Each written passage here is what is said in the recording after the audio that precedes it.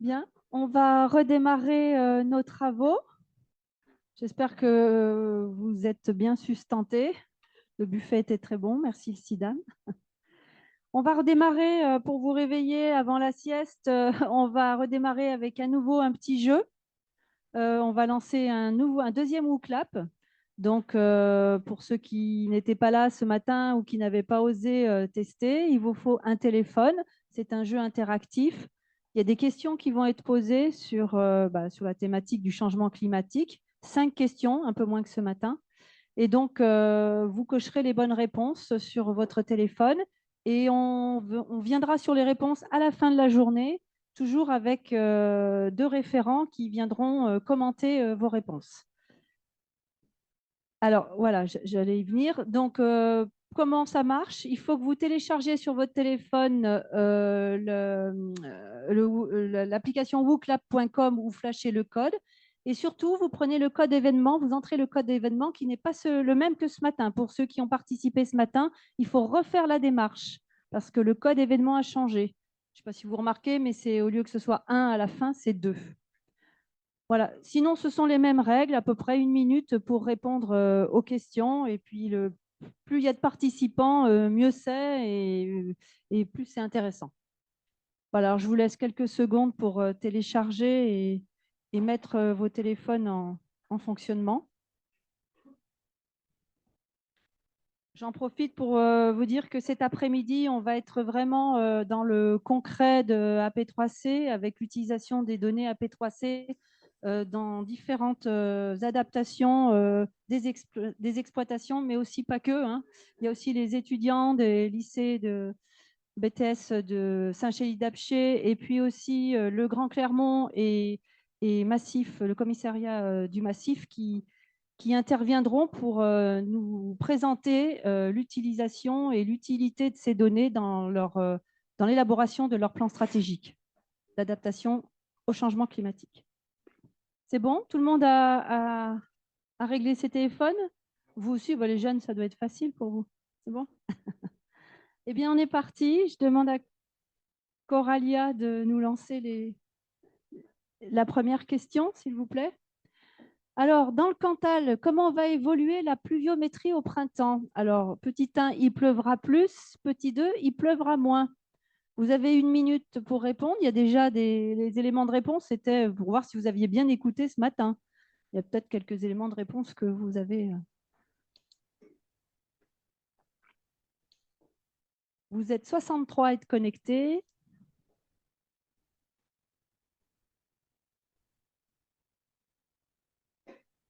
Est-ce que c'est la majorité qui va, qui va remporter la bonne réponse? On verra ça à l'issue de l'après-midi. Il vous reste 20 secondes.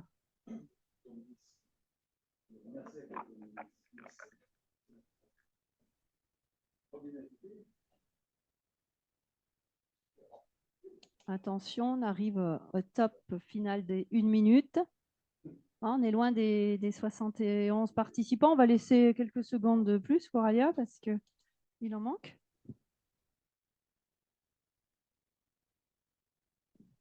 Ou alors, il faut bien valider. Hein.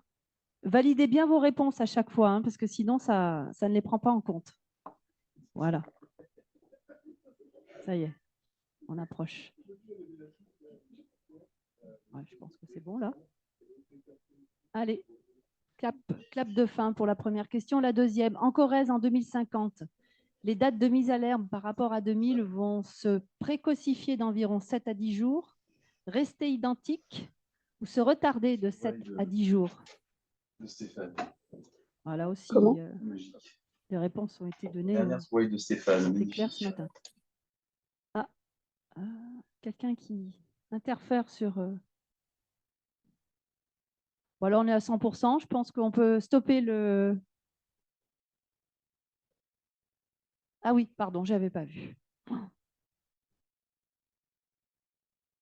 Et allons jusqu'au bout de la minute.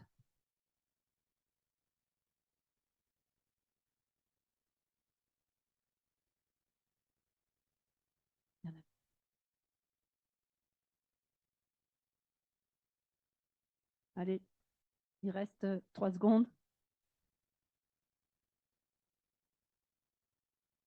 Bing, c'est bon, on passe à la troisième question. Quelles solutions vous paraissent pertinentes pour maintenir une production fourragère? Liste non exhaustive. Alors, plusieurs réponses sont possibles hein, dans cette question, par rapport à cette question. Alors, 1, maximiser les premières coupes d'herbe avec des métailles associées aux prairies. 2, développer le pâturage tournant dynamique pour améliorer la productivité de l'herbe. 3, faucher les prairies le plus ras possible pour maximiser les stocks. 4, être de plus en plus opportuniste et réactif selon la météo et les prix de marché. Vous avez plusieurs réponses possibles, plusieurs bonnes réponses possibles.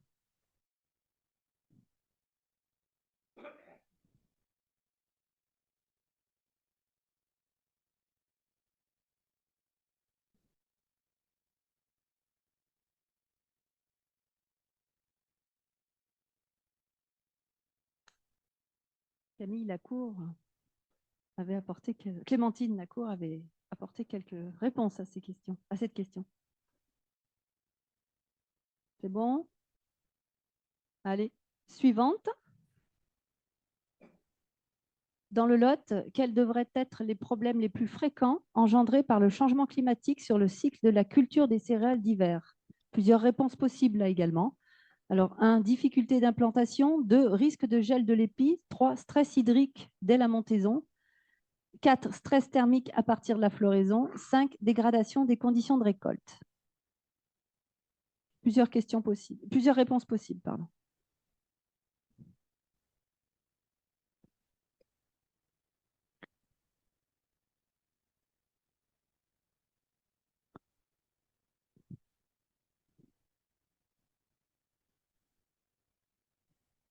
Difficile à répondre.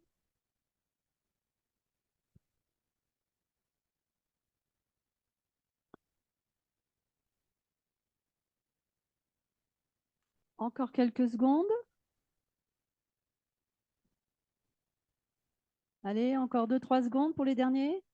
Les retardataires? Non? Allez, donc on passe à la dernière question. Non. Globalement, comment va évoluer le nombre de jours très chauds où la température maximale de la journée atteindra ou dépassera 30 degrés à l'ombre entre 2000 et 2050? Petit 1, il ne changera pas. Il va augmenter de 50%, une fois et demie supplémentaire. Il va augmenter de 100%, deux fois de plus. Il va augmenter de 200%. De 100% ou 200% en réponse 4.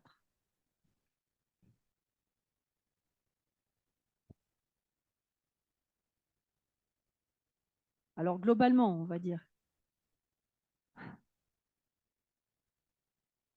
Je sens que Vincent Caillez aura un petit commentaire à faire lorsqu'on fera les réponses.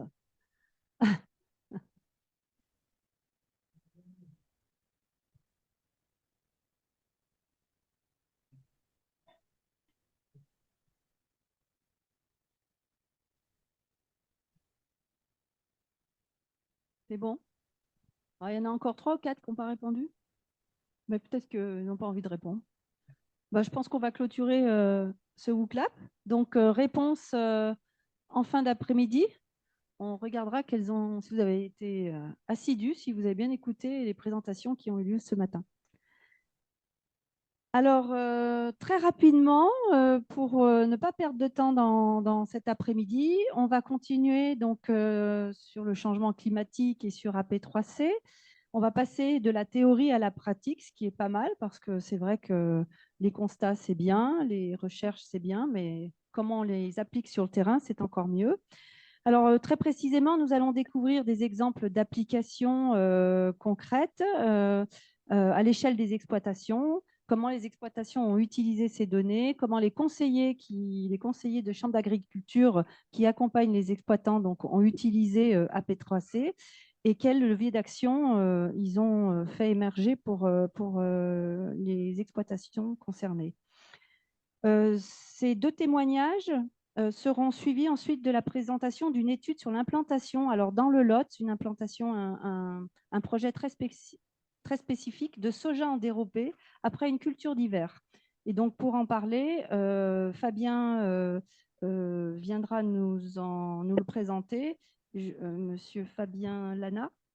Boucher-Lana viendra nous le présenter donc, tout à l'heure. Et ensuite, on terminera avec les étudiants donc, du lycée agricole en BTS, donc du lycée agricole de Saint-Chély-d'Apcher. Alors, pour en parler déjà avec les professionnels, alors j'accueille Stéphane Martignac, s'il vous plaît. Si Stéphane Martignac pouvait venir. Ah, j'ai oublié le diagnostic. Oh, excusez-moi, j'ai tourné trop vite. Non, j'ai rien dit, Stéphane. Vous pouvez rester. Non, non, vous pouvez repartir vous asseoir. J'ai fait une erreur. Avant, et oui, il y a un léger problème. Excusez-moi.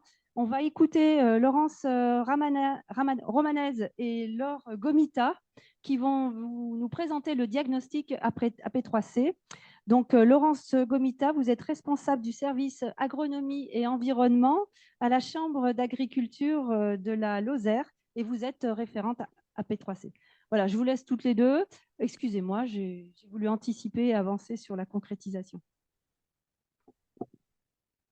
Donc, comme l'a souligné Charlotte, l'objectif de cet après-midi, c'est de rentrer encore plus dans le concret, parce que ce matin, on a quand même eu pas mal de concret avec l'intervention d'Ophélie et de Clémentine. Et là, on voulait vous présenter un outil qu'on a développé tout récemment, qui est le diagnostic et plan d'action d'AP3C. Donc, on l'a développé pourquoi déjà pour aller plus loin dans l'accompagnement qui était apporté aux agriculteurs sur un plan individuel pour répondre à un besoin, à leurs besoins et dans leur réflexion sur le changement climatique et qu'ils puissent l'intégrer en fait directement dans leurs évolutions.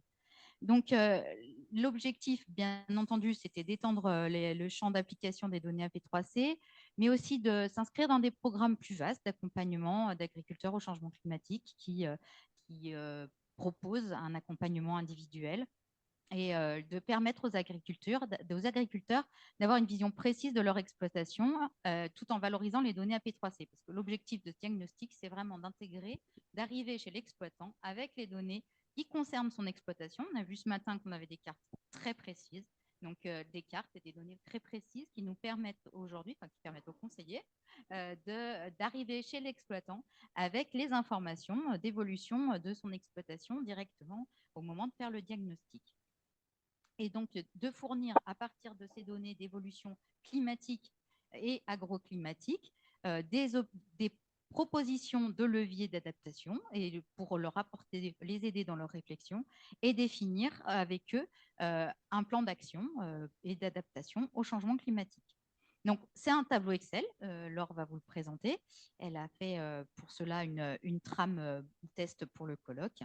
Ce tableau Excel reprend toutes les données de l'exploitation. L'objectif, c'est vraiment que ce soit un tableau personnalisé, un rendu personnalisé, et puis qui comprenne des projections climatiques, une analyse à FOM. Il y a aussi une banque de leviers et pour définir un plan d'action. Donc, très rapidement, voilà, moi, c'est très succinct ce que je vous présente. Je voulais aussi vous montrer, voilà ce qu'on sera en mesure de rendre à l'agriculteur. Donc, voilà, ça, c'est l'édito. Après, l'exploitation aura un panel recensant l'ensemble de son exploitation. Et le diagnostic de vulnérabilité en tant que tel comportera un certain nombre d'onglets sur toutes les composantes d'une exploitation. Et l'objectif, c'est de lui apporter donc une présentation des évolutions agroclimatiques sur son exploitation qui vont directement l'impacter et impacter son travail et sa production avec plusieurs champs, mais ça je laisserai Laure rentrer dans le détail. Lui présenter aussi des cartes avec des indicateurs climatiques pour bien qu'ils comprennent les enjeux des paramètres de température, de précipitation, de TP et de VHP qui vont s'appliquer sur son exploitation. Et enfin, il y aura un ensemble de graphiques qui vont reprendre les données générales de l'exploitation et qui représentent son degré de vulnérabilité par rapport à un certain nombre de paramètres. Donc, comme vous pouvez voir, ça va, on va dire, sur des généralités, puis après, ça rentre dans le détail, mais là aussi, Laure, tu rentreras plus dans le détail, sur les aléas climatiques et le parcellaire, l'eau, le sol, tout ce qui peut faire que l'exploitation est plus ou moins vulnérable. Enfin, il aura bien entendu une synthèse de toutes les réflexions qui ont été menées en accompagnement avec le conseiller, donc les atouts, les faiblesses, les opportunités, les menaces de son exploitation et les leviers qu'il aura décidé, validés et à activer et des préconisations qui seront réalisées. Voilà, donc ça sera le document que les conseillers pourront remettre aux agriculteurs une fois que le diagnostic sera fait. Et pour cela, le diagnostic a donc une structure sous forme de tableau Excel. Donc, je passe la main à Laure. Bonjour à tous. Donc, moi, je vais vous présenter réellement l'outil. Donc, concrètement, l'Excel, qu'est-ce qu'il y a dedans? Donc, pour cela, je me suis basée sur un exemple concret, mais en réalité, pour des raisons d'anonymisation des données, c'est un mix de différentes données. Donc, il ne faut pas essayer pour les lozériens de rechercher quelle est cette exploitation parce que ce n'est pas une vraie exploitation de Lozère. Mais dans l'idée, c'est plutôt sur un type exploitation de l'Aubrac en bovin-viande. Donc, on va avoir différents onglets à remplir avec l'agriculteur. Donc, il va commencer notamment par une présentation générale. Et ensuite, on va commencer à étudier justement sur divers critères la vulnérabilité de l'exploitation à tout ce qui va être changement climatique. Donc, en sachant que toutes les différentes questions ont été créées par les différents conseillers du coup, qui travaillent sur AP3C. Et comme on est sur un principe de scoring, donc avec des notes qui vont de 1 à 4, l'idée, c'est également d'avoir pour chaque question des orientations pour le conseiller de qu'est-ce qui va rentrer dans le score 1, qu'est-ce qui va rentrer dans le score 2 jusqu'au score 4, pour essayer de limiter aussi la subjectivité, puisqu'il y aura différents conseillers qui vont travailler sur ces diagnostics de vulnérabilité. Et donc, pour chaque onglet, donc, je ne vais pas tous les passer, mais on va avoir différents onglets sur différentes thématiques. Donc, on va avoir pour chaque du coup, onglet, ça va nous sortir une petite araignée donc, qu'on voit à droite pour vous, avec du coup les différents postes sur lesquels l'agriculteur va être le plus vulnérable et ce sur quoi il va être le moins vulnérable, en sachant que plus c'est vers l'extérieur, plus on atteint des scores de vulnérabilité qui sont élevés. Donc, là, on a vu, c'est sur les exploitations, généralité et gestion. Après, on va avoir tout ce qui est, donc là, je rentre un peu plus dans le détail de cet onglet-là, tout ce qui va être justement aléas et protection. Donc là, on va regarder un petit peu tout ce qui va être vulnérabilité aux aléas. Et donc, à l'instant T, donc au moment où on fait le diagnostic, mais également grâce aux données AP3C, on va pouvoir estimer on va pouvoir étudier du coup sur la localisation de l'exploitation, un petit peu la vulnérabilité qu'on va pouvoir attendre sur cette exploitation-là à horizon 2050. Donc pour cela, on vient importer en fait dans notre diagnostic il y a beaucoup d'onglets, les données, hop, voilà, comme ça a l'air bien compliqué. Les données du coup pour les différents indicateurs climatiques et agroclimatiques qui sont vraiment associés à la localisation de l'exploitation. Ce qui nous permet du coup de présenter également à l'agriculteur, hop,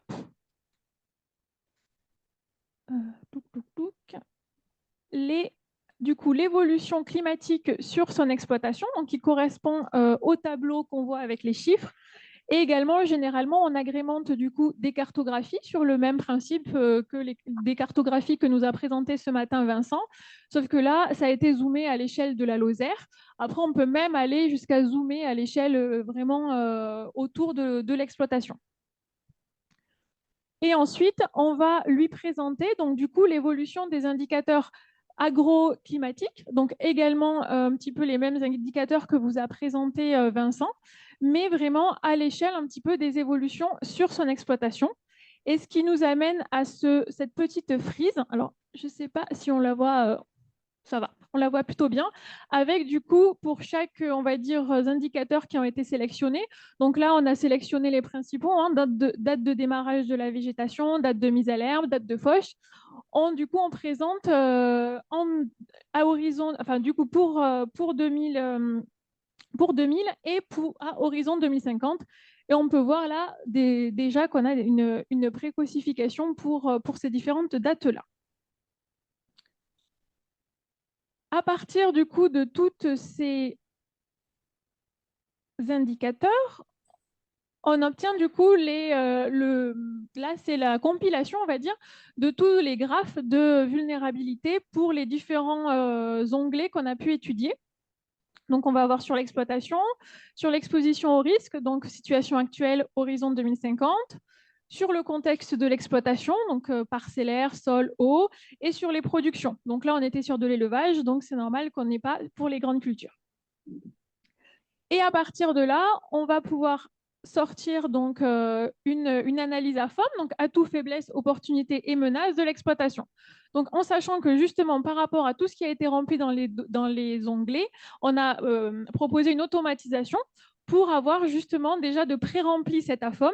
Et après, c'est le conseiller qui va venir un petit peu sélectionner ce qu'il veut mettre en avant et qui va venir les afficher sur la synthèse que vous a présentée Laurence. Et qu'on a ici. Alors, sans la souris, c'est plus difficile à gérer. Voilà, donc une fois que le conseiller va les sélectionner et choisir ce qu'il veut mettre en avant sur la synthèse.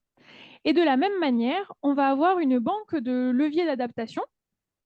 Donc, c'est une banque qu'on a proposée, mais qui pourra être amendée au fur et à mesure de l'utilisation du diagnostic et qui permet d'avoir déjà au conseiller des premiers leviers qui peuvent être proposés vraiment en adéquation avec les objectifs de l'agriculteur. Donc, c'est vraiment, un travail d'échange avec l'agriculteur pour derrière venir sélectionner les leviers qu'on va afficher dans le plan d'action et qu'on va également venir afficher dans la synthèse qui sera fournie à l'agriculteur.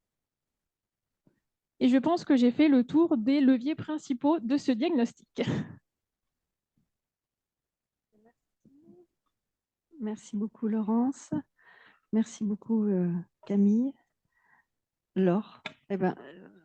Moi, je ne vous l'ai pas dit au début, mais j'ai un gros souci avec les prénoms et les noms. Voilà, c'est peut-être une forme de dyslexie, je ne sais pas, mais si les noms ne sont pas affichés, j'ai beaucoup de mal. Bien, merci beaucoup. C'est vrai que ce diagnostic, il est intéressant et il est important donc, pour les exploitants agricoles de savoir où ils en sont et essayer de trouver des solutions. Donc, on l'a dit tout à l'heure, hein, les chambres d'agriculture, les conseillers sont là pour accompagner, entre autres. Et donc, pour passer de cette théorie à la pratique et de concrétiser leur résilience au changement climatique